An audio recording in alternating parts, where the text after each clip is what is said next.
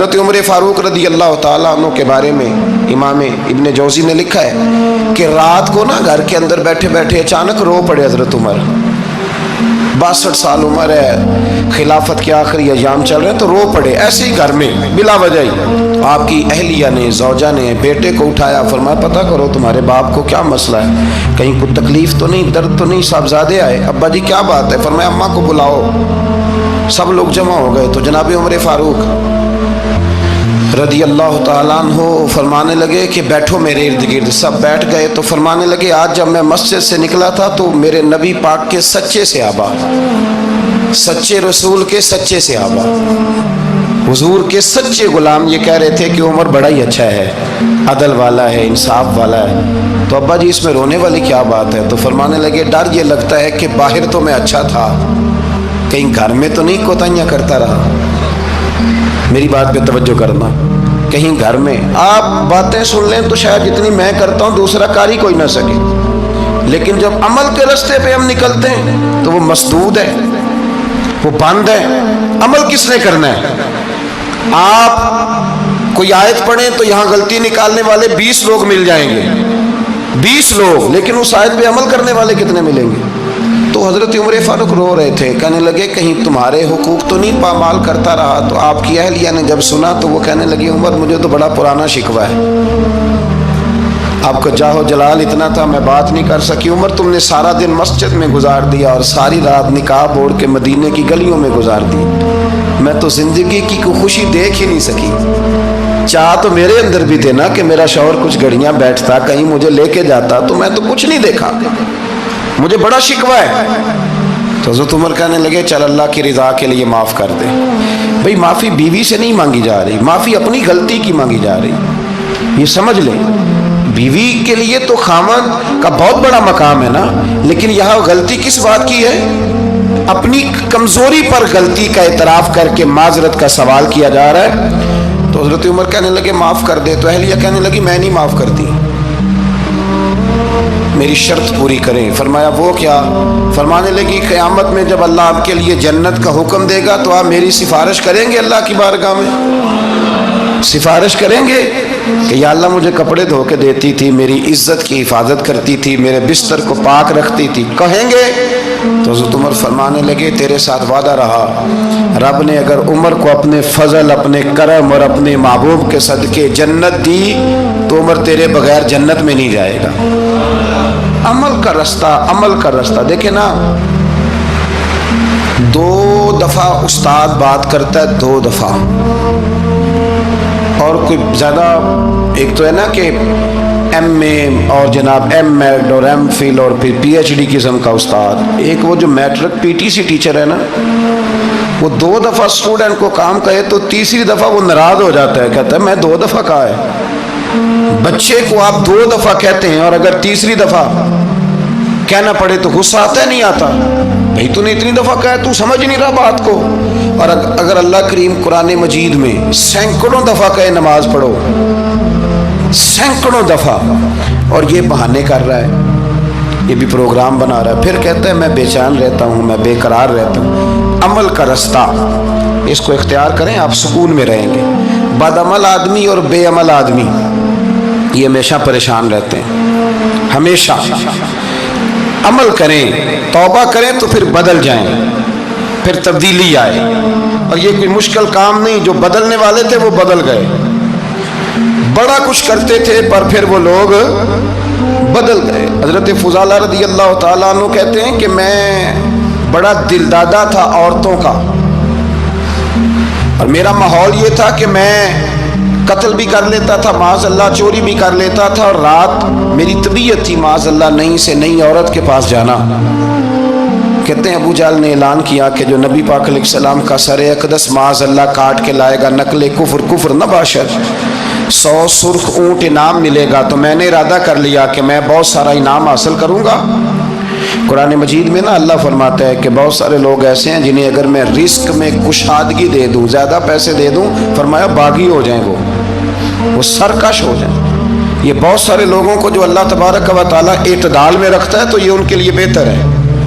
ہر بندہ دولت کے ہوتے ہوئے نیک ہو سکتا تو یہ اللہ اگر رکھتا ہے نا اعتدال میں تو شکر کرے اللہ کا، ورنہ تو لوگ عیاشیاں کریں، پتہ نہیں کیا کچھ کر گزرے۔ تو حضرت فضالہ کہتے ہیں کہ میں نے خنجر تیار کیا اور میں نے بغل میں اس کو چھپایا، اوپر میں نے چادر اوڑھ لی۔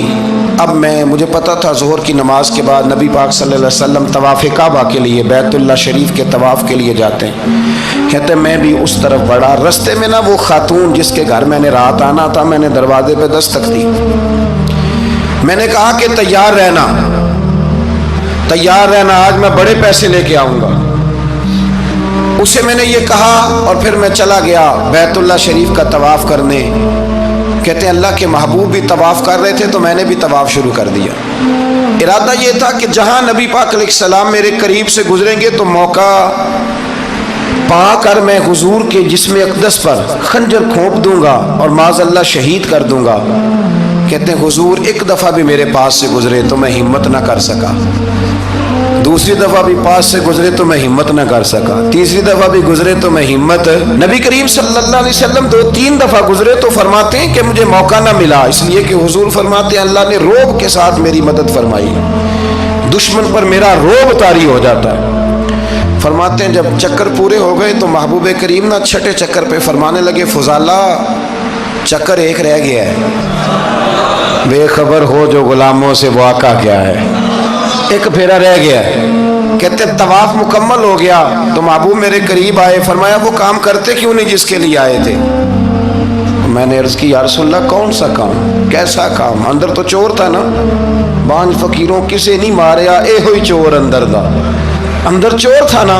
کہتے ہیں حضور نے مجھے کندھے سے پکڑ کے ہلایا، فرمایا کرتے کیوں نہیں؟ جب حضور نے ہلایا تو وہ خنجر بھی پیروں میں گرا اور میں بھی رسول اللہ کے پیروں میں گر گیا۔ میں نے کہا حضور مجھے کلمہ پڑھا دیں۔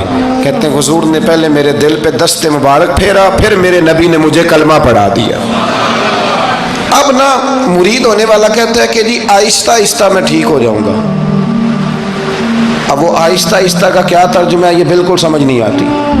بھئی کسی بندے سے 5 لاکھ روپیہ لینا ہے تو اس سے وہ کہتا ہے جی میں آہستہ آہستہ دوں گا، 500 روپیہ دے دیا کروں گا روز کا، تو کہتے ہیں میری رقم خراب ہوتی ہے، پورے دو۔ اور نیکی کی بات جب آتی ہے تو کہتے ہیں حضرت صاحب دین اتنا سخت نہیں ہے، میں آہستہ آہستہ ٹھیک ہو جاؤں گا۔ اب میں مغربی شاپ پڑھنی شروع کر دیا میں نے، اب میں تسبیح لے لی ہے، کل میں نے بھی آہستہ آہستہ میں ٹھیک ہو جاؤں گا۔ یعنی رقم لینی ہو تو وہ آہستہ آہستہ قبول نہیں ہے، لیکن اور مکان کی رجسٹری اگر کرانی ہو تو مالک مکان کہے کہ آہستہ آہستہ کرا لو، کہتے ہیں پیسے پورے دیے، سویرے چل اور بیان دے۔ یہ کیا بات ہوئی؟ یہاں یہ جو ہمارا ماحول تھا نا کر لیں گے ہو جائے گا، یقین کریں لوگ قبروں میں چلے گئے ہیں پر مسجدوں میں نہیں آئے۔ ہر کام سے لوگ ریٹائر ہوئے پر گناہوں سے ریٹائر نہیں ہوئے، آخر تک تباہی اتر گئی لیکن لوگ بدلنے کو تیار نہ ہوئے۔ حضرت فضالہ کہتے ہیں ابھی میں نے کلمہ پڑھا، ابھی میں واپس آیا، رستے میں وہ بی بی کھڑی تھی، کہتے ہیں میں وہ شخص تھا کہ عورتیں مرتی تھی میرے اوپر اور کسی کی جرت تھی کہ وہ آئیں بائیں شائیں کرے، لیکن فرماتے ہیں میں بی بی کے پاس سے گزر گیا، پہلے تو اس کا خیال تھا رکے گا، لیکن جب میں رکا نہ تو دروازے پہ آئی، اور جب میں گزر گیا تو اس نے آواز دی، لیکن میں نے سنی انسنی کر دی، جب آگے بڑھا تو میرے پیچھے دوڑی۔ فرماتے ہیں مجھے پکڑ کے کہنے لگی فضالہ تجھے کیا ہوا، تو وہی نہیں جو یہاں سے گیا تھا؟ آپ فرماتے ہیں میں کبھی نہیں رویا تھا، میں کبھی نہیں رویا تھا، اور جب کہا نا تو وہی نہیں، کہتے میں نے سر اٹھایا تو میری آنکھوں میں آنسو تھے، میں نے کہا میں جو گیا تھا وہ نہیں ہوں، اب تو میں محمد عربی کا غلام بن گیا، اب میں وہ نہیں ہوں، اب نہیں ہو سکتا کہ کوئی میری نظر میلی ہو جائے، یہ کیسے ممکن ہے؟ اب نا اسلام کی تعریف ہم نے یہ کی ہے کہ خبردار کوئی ہمارے قریب نہ آئے، ہم کسی کو بات نہیں کرنے دیتے کہ ہم مسلمان ہیں، ہم بات نہیں کرنے دیتے۔ پتہ کیا بات ہے، ایک میری یہ تقریر ہوتی ہے ممبر پہ اور ایک میرا عمل ہوتا ہے جب میں سفر کرتا ہوں، جب میں گاڑی میں بیٹھتا ہوں، جب میں دوستوں سے ملتا ہوں، جب ان دونوں باتوں میں تضاد آتا ہے نا، تضاد، تو لوگ تقریر کو جذبات نہیں کہتے، ایک فن بن جاتی ہے تقریر۔